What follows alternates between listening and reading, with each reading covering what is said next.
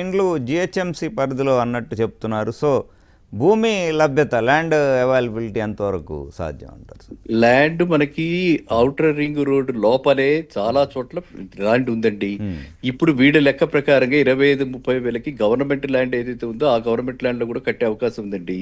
ఇక రాజీవ్ గృహకల్ప అని గతంలో మనకి చాలా రోజుల క్రితం, అంటే ఐ థింక్ వైఎస్ఆర్ ప్రభుత్వం ఉందనుకుంటా, అప్పట్లో రాజీవ్ గృహకల్ప మనం చాలా ఇచ్చాము, బ్యాంకులు లోన్లు ఇచ్చాయి, తీసుకున్నారు. కానీ అవి ఆక్యుపై చేసుకోలేదు. ఎందుకనంటే చుట్టుపక్కల వసతులు పెంచలేదండి.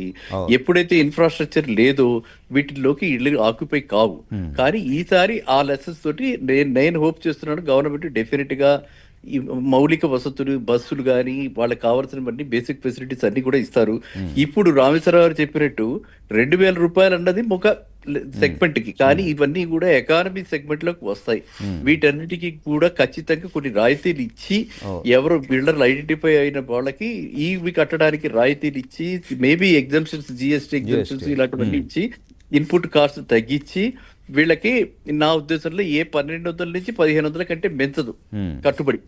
1,200-1,500 కంటే పెంచదు. ఎందుకంటే వాళ్ళకేమి అక్కడ మన అవి ప్రామిస్ చేయలేదు కదా, స్పెసిఫికేషన్స్, మార్బుల్ ఫ్లోరింగ్ వేస్తాము అలాంటివి చెప్పలేదు. కాబట్టి అలాంటి వాటి అన్నింటిలో కూడా వాళ్ళు మినిమైజ్ చేసి, స్ట్రక్చర్ ఒక్కటి స్టాండర్డ్ గా కట్టి మిగతావన్నీ మినిమైజ్ చేసి వాళ్ళు ప్యానల్ డోర్స్ అవి పెట్టి వాళ్ళు చేస్తారని అనుకుంటున్నాను. అది నెంబర్ 1. నెంబర్ 2 ఏంటంటే ఇది చాలా హర్షించదగ్గ విషయం అండి. ఎందుకంటే ప్రజాస్వామ్యంలో ప్రతి వాళ్ళని కూడా ఇంక్లూడ్ చేయాలి. ప్రగతి అంటే ప్రగతి ఓన్లీ పై టాప్ లేయర్స్ కే కాదు కదా, బాటమ్ లేయర్స్ కూడా ప్రగతి కావాలి కదా. ఇప్పుడు ఇన్కమ్ అంటారా, ఇన్కమ్ నా ఉద్దేశంలో యావరేజ్ ఇన్కమ్ రామేశ్వరరావు వరకు ఆయన అభిప్రాయంలో కూడా కరెక్ట్ నిజం ఉంది. కానీ 15-20 వేలు కాదండి. ఇవాళ ఈవెన్ చిన్న Uber drivers, Ola drivers, unorganised sector లో ఇంట్లలో చేస్తూ కుక్కు కూడా ఒక యాప్ వచ్చేసింది. ఇలా ప్రతి సర్వీస్ ప్రొవైడర్ కి కూడా ఒక యాప్ ఉంది. ఈ యాప్ లో బుక్ అవుతున్న వాళ్ళకి, ఇన్కమ్ రెగ్యులర్ గా ఉన్న వాళ్ళకి అట్లీస్ట్ 25,000-30,000. రవికుమార్ 1 సెకండ్ సార్, మీ వాయిస్ క్లియర్ లేదంటున్నారు. 25,000-30,000 మినిమం యావరేజ్ లో ప్రతి వాళ్ళకి 25,000-30,000. రవికుమార్ గారు వీడియో కొంచెం పైకి ఫ్రేమ్, ఓకే మాట్లాడండి. ఈ మినిమం 25,000 ఓకే, మినిమం 25,000-30,000 రూపీస్ ప్రతి వాళ్ళకి కూడా ఇన్కమ్ ఉంది హైదరాబాద్ లో. యూత్ అందరూ కూడా ఖచ్చితంగా ఓలా, ఊబరు ఇలాంటి అన్ని యాప్స్ లో ఎక్కడో అక్కడ వాళ్ళు ఉద్యోగాలు చేస్తూ వాళ్ళు మాత్రం 25,000-30,000 రూపీస్ తెచ్చుకుంటున్నారండి. అందువల్ల ఎలిజిబిలిటీకి ప్రాబ్లం ఉండకపోవచ్చు.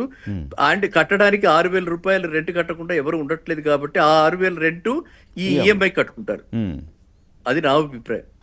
రైట్ రామేశ్వరరావు గారు, ఇప్పుడు కన్స్ట్రక్షన్ క్వాలిటీ విషయంలో పర్యవేక్షణ బాగుండాలి, లేకుంటే నాసిరకం వచ్చే అవకాశాలు ఉన్నాయి నిర్మాణంలో. సో ఎట్లా దాని మీద కంట్రోల్ ఎలా ఉండాలంటారు?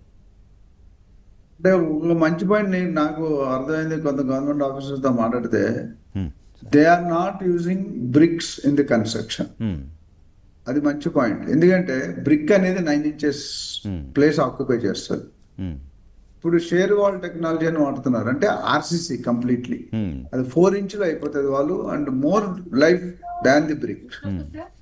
So technology wise I think they are taking some అంటే ప్రాసెస్ తీసుకున్నారు, ప్రొసీజర్ లో కొంత ఎక్స్పర్ట్స్ కన్సల్ట్ చేసి how cheaper we can give అనేది వాళ్ళు కూడా ఆలోచన ఉంది.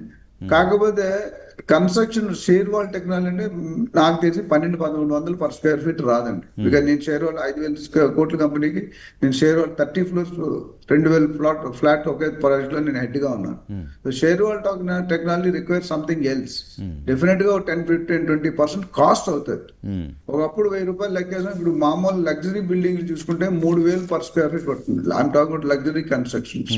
సో అక్కడ మనకి 3,000 కాకపోతే ఇక్కడ నాకు తెలిసి 1,800-2,000 అయితే రీచ్ అవుతుంది. అంటే to A minimum standard. I'm not account high standard, I'm not account లో స్టాండర్డ్. లో ఇస్తే లైఫ్ ఉండదు. సో అది ఒకటి ఇంపార్టెంట్.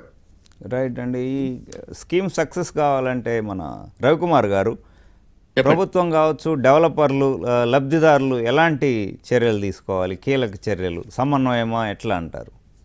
ట్రైపార్టైట్ అగ్రిమెంట్ అండి. అంటే ప్రభుత్వము, లబ్ధిదారుడు సంబంధిత బ్యాంక్ అవ్వచ్చు, ఎవరైనా credit developer agency, credit agency. Developer తోటి మనకి సంబంధం లేదు. అదే అవును. ఎందుకంటే డెవలపర్ కి గవర్నమెంట్ చెప్పినప్పుడు పేమెంట్ చేయటమే, గవర్నమెంట్ సూపర్వైజ్ చేస్తుంది. గవర్నమెంట్ థర్డ్ పార్టీ సూపర్విజన్ లో క్వాలిటీ చెక్స్ పెట్టి, ఇప్పుడు వారు చెప్పినట్టుగా షేర్ వాల్ టెక్నాలజీనా లేకపోతే బ్రిక్సా, షేర్ వాల్ లో ఏ సిమెంట్ వాడుతున్నారు, ఎంత కాలం పడుతుంది సెట్టింగ్ కి, క్విక్ గా చేయాలి కాబట్టి ఈ షేర్ వాల్ టెక్నాలజీ వాడుతున్నారు. సో ఇవన్నీ వాడు వెరిఫై చేయడానికి, దాన్ని స్క్రూటినైజ్ చేయడానికి ఆన్ గోయింగ్ బేసిస్ లో ఒక థర్డ్ పార్టీని పెడతారు. థర్డ్ పార్టీ ఏజెన్సీ సర్టిఫై చేస్తే బ్యాంకు లబ్ధిదారుడి దగ్గర సంతకం పెట్టించుకుని లోన్ రిలీజ్ చేస్తుంటుంది, ఇన్స్టాల్మెంట్. ఈ విధమైన స్కీమ్ పెడితే ఖచ్చితంగా ఇది చక్కగా అమలు అవడానికి ఆస్కారం ఎక్కువ ఉందండి. సో దీనికి ఏంటంటే, దీనికి కావాల్సిందల్లా కోఆర్డినేషన్. ఇటు లబ్ధిదారు identified beneficiaries, government, concerned bank or ఎవరైనా ఫైనాన్షియల్ ఇన్స్టిట్యూషన్, ప్లస్ ఎవరు అన్ని ఒకరికే ఇవ్వకపోవచ్చు కాబట్టి మల్టిపుల్ బిల్డర్స్ ఉంటారు కాబట్టి వాళ్ళు ఈ నలుగురు కూడా 4 స్తంభాలలాగా దీన్ని మనకు ముందుకు తీసుకెళ్ళాలి. రైట్ అండి. మన రామేశ్వరరావు గారు, రవికుమార్ గారు చెప్పినట్టు నిర్మాణం సరే అదొక ఎత్తు, అవి పూర్తయినా కానీ గతంలో అయితే ఆక్యుపై చేసుకోలేదు రాజీవ్ గృహ, ఎందుకంటే ఇన్ఫ్రాస్ట్రక్చర్ బెటర్గా ఇది అయిపోవడం వల్ల. సో సోషల్ ఇన్ఫ్రాస్ట్రక్చర్ కావచ్చు, ఫిజికల్ ఇన్ఫ్రాస్ట్రక్చరు, స్కూల్స్, హాస్పిటల్స్, రోడ్లు, పబ్లిక్ ట్రాన్స్పోర్ట్, ఇవి ఎంత కీలకం అంటారు? డెఫినెట్ గా కీలకం అండి. అందులో ఎటువంటి రెండో థాట్ లేదు. ఎందుకంటే ఇల్లు ఒకటి కట్టి కూర్చుంటే పని కాదు. మనం ఓ పెళ్లి కింద ఇల్లు కట్టి చూడు, పెళ్లి చేసి చూడు అనే ఒక సామెత ఉంది. పెళ్లిలో మనకి ఎంత మంచిగా, ఎంత టాప్ ఆఫ్ ది టాప్ పెళ్లి చేసినా ఏదో ఒక లోపం దొరుకుతుంది ఆల్రెడీ. వాడు ఆ పాట బతికినంత కాదు, మీ నాన్న అప్పుడు కూడా 50 రూపాయలకి వచ్చేసి నాశనం చేశాడు అంట పెళ్లి అల్లుడు. భోజనాలు ఎందుకంటే అది వాస్తవమే. నేను చాలా పెళ్లి అన్ని చాలా కష్టపడి 10 కోట్లు 20 కోట్లు పెట్టి ఖర్చు పెడతారు, ఎక్కడో లోపం. నా పెళ్ళని చిన్న ఎగ్జాంపుల్ ఇస్తాను. అందరూ వచ్చారు, మేము 1500 వేస్తే 3000 మంది వచ్చారు. ఆ 3000 మందిలో ఇంపార్టెంట్ పర్సన్ అందరూ లాస్ట్ లో వచ్చారు. వాళ్ళు వచ్చాడు, ఫుడ్ అయిపోయింది. అంటే నేను అనట్లే కానీ జనరల్ గా అది అవుతుంది. సో అప్పుడు కూడా ఎమర్జెన్సీ అరేంజ్ చేశారు. అది వేరే ఒక 5 minutes గ్యాప్ వస్తే 5 లక్షల కామెంట్లు వచ్చాయి, మీరు సరిగ్గా ప్లాన్ చేయాలి. సో ఇక్కడ కూడా ఇల్లు కట్టగానే, ఇల్లు అలగగానే పండుగ కాదు. అలిగిన తర్వాత చాలా పద్ధతులు ఉంటాయి. గేటెడ్ కమ్యూనిటీ అనేటప్పుడు sewage, drainage, gas, central gas ఉంటే అది, తర్వాత వాటర్ హార్వెస్టింగ్, ఇవన్నీ కూడా లగ్జరీ ప్రాజెక్ట్ ఇస్తారని కొన్ని మంది అయితే లగ్జరీ ప్రాజెక్ట్ కూడా ఇవ్వట్లేదు. సో ఎమ్యూనిటీస్ అనేది ఏ ఒక్కట్లో పైన అసౌకర్యంగా ఉంటది. మీరు రియల్ ఎస్టేట్ ఒక పద్ధతి ఉందండి, 99% కరెక్ట్ గా చేసే ఏజెంట్ 1% తప్పు చేసినా డబ్బులు రావడం. అన్ఫార్చునేట్ అదర్ ఫీల్డ్ లో డాక్టర్, లాయర్ వీళ్ళందరికి డబ్బులు ముందు ఇచ్చి మీరు సర్వీస్ తీసుకుంటారు. మా ఫీల్డ్ దౌర్భాగ్యం అన్ని చేసాక డబ్బులు తీసుకుంటారు. సో అది ఎందుకంటే నేను మాకు ఎవరిని బ్లేమ్ చేయట్లేదు, మా డిపార్ట్మెంట్ అలా దౌర్భాగ్యం. ఏదైనా ఫస్ట్ రియల్ ఎస్టేట్ హైలైట్ అయిపోతుంది. ఏ డిపార్ట్మెంట్ అయినా స్కామ్లు జరగకుండానే, ఫార్మ్ అవ్వచ్చు, మెడికల్ అవ్వచ్చు, సాఫ్ట్వేర్ అవ్వచ్చు, అన్నింటిలో మనం చూసాం. కానీ రియల్ ఎస్టేట్ ఒక పెద్ద డిసడ్వాంటేజ్, మేము అడ్వాంటేజ్ గా ట్రై చేయడం వర్క్ చేస్తున్నాం. సో ఎమ్యూనిటీస్ అనేది minimum basic amenities. I'm not talking about swimming pool, club house, స్పాలు, బ్యూటీ అవంటలేదు. నీళ్లు, drainage, sewage, water harvesting, minimum maintenance, ఎంతో కొంత పాల్గొంటే ల్యాండ్స్కేపింగ్, గ్రీనరీ అనేది హెల్త్. సో ఆ కండిషన్ మాత్రం గవర్నమెంట్ డెఫినెట్ గా ప్లాన్ చేయాలి. ప్లాన్ చేసి ఇస్తే పని అయిపోతుంది. ఇచ్చిన తర్వాత దాన్ని మెయింటైన్ చేయాలి, అయితే రోగాలు డబుల్ అయిపోతాయి, మల్టీఫోల్డ్ అయిపోతాయి. ఇప్పుడు మన దగ్గర దోమలు, మురికివాడలు అనుకోండి, క్లీన్ చేయకపోతే ఏమవుతుంది, మనం ఒక నిమిషం ఉండలేం. సో ఇవన్నీ కూడా టెంపరేచర్, తర్వాత డస్ట్, డంప్ యార్డ్స్, ఇవన్నీ కూడా పాత కొన్ని అనుభవాలు షేర్ చేస్తాను. ఇప్పుడు ఉంటుందని నేను చెప్పట్లేదు. పాత అనుభవాలు మాకు చాలా మంది ఇంట్లో ఉండరు, రెంట్కి ఇచ్చేస్తారు. రెంట్ ఇవ్వడు. ఒక ట్యాప్ పోయింది అనుకో, 6000 వచ్చి 6 కిలోమీటర్ 10 కిలోమీటర్ దూరం వచ్చి ఆ ట్యాప్ 50 రూపాయలు నువ్వు కొనుక్కోనంటే నువ్వు కొనుక్కొని మీ బాధ్యత అంటాడు. టర్మ్స్ అండ్ కండిషన్లు ఏంటంటే major repair should be done by the owner, minor repair should be taken care with, అది లా. కానీ డివైడ్ అవుతున్నారు. ఒక 50 రూపాయలు, నేను ఒక ఇల్లు చూసాను, 50,000 రెంట్ వస్తుంది. ఒక ట్యాప్ పోతే 100-200, 50,000 తీసుకుని తిడతాడు, బండ బూతులు తిడతాడు. డబ్బులు తీసుకోవట్లేదురా, రెంట్ తీసుకోవట్లేదా అంటాడు. అప్పుడు నాకు సామెత గుర్తొస్తుంది, fools build houses for others. అందుకని ఎమ్యూనిటీస్ అనేది ఖచ్చితంగా ఇంపార్టెంట్ ఫ్యాక్టర్ అన్నారు. సార్ గవర్నమెంట్ ఎవరైతే ప్రాజెక్ట్స్ ఇంజనీర్ హెడ్స్ ఉంటారో దాని మీద కంపల్సరీ ఫోకస్ చేసి మంచి ఎమ్యూనిటీస్ తో వాళ్ళు హ్యాపీగా వాళ్ళ దీవెనలు మనకు తగులుతాయి. లేకపోతే ప్రతిరోజు తిట్టుకుంటాడు ఏమి ఇచ్చారా ఇల్లు ఇచ్చారా. అలా కాకుండా గవర్నమెంట్ ఇంత ఎఫర్ట్ తీసుకొని ఇంత ఖర్చు పెట్టి ఇంత ఫెసిలిటీ ఇద్దాం అనుకుంటారు. ఆ లాస్ట్ 5-10% కొద్ది జాగాలు ఈవెన్ రెగ్యులర్ డబ్బులు ప్రైవేట్ ప్రాజెక్ట్ కూడా డివియేషన్ జరుగుతుంది. ఆ డివియేషన్ జరగకుండా చూసుకుంటే 3 పువ్వులు 6 కాయలుగా సీఎం పైకి ఎత్తి దండం పెడతారు దండేసి. Right sir. రవికుమార్ గారు, ఈ ఇళ్ళని 10 ఏండ్ల వరకు అమ్ముకోవడానికి వీల్లేదు, అట్లాగే దీన్ని మాత్రం లోన్ అయితే తీసుకోవచ్చు మార్ట్గేజ్ చేసుకొని, విక్రయ హక్కు మాత్రం 10 ఏండ్ల వరకు ఉండదు, ఆ నిబంధన చేరుస్తున్నారని చెప్తున్నారు. సో దీని మీద ఎట్లా మీ కామెంట్?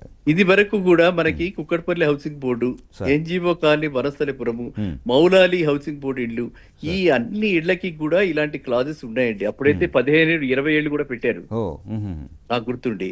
సో ఇప్పుడు 10 ఏళ్ల వరకు పెట్టడంలో పూర్తిగా అది హర్షణీయమే. ఎందుకంటే ఇది ఒక వ్యాపారం లాగా చేయకూడదు. మనకి ఇవాళ అలాట్ అయ్యింది, నేను 15 లక్షలకు అమ్మేసుకున్నా అంటే పర్పస్ డిఫీట్ అయిపోయింది కదా. సో కాబట్టి రైట్ బెనిఫిషియరీ ఎవరికైతే ఇల్లు లేదు, ఎవరైతే తెలంగాణలో లాస్ట్ గా ఒక దశాబ్దంగా కనీసం ఉన్నారో అలాంటి వాళ్ళు, ఎవరైతే బిలో ఎకనామికల్లీ వీకర్ సెక్షన్, ఇప్పుడు వారు చెప్పినట్టుగా పూరెస్ట్ ఆఫ్ ది పూర్ అంటే చాలా పెద్ద డెఫినేషన్.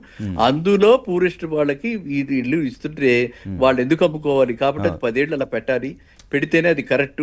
కొంతవరకు కొంత దాని మీద శ్రద్ధ ఉంటుంది. అప్పుడే ఇప్పుడు వాడు చెప్పినట్టుగా వసతులన్నీ కల్పించిన వసతులు మెయింటైన్ చేస్తారు.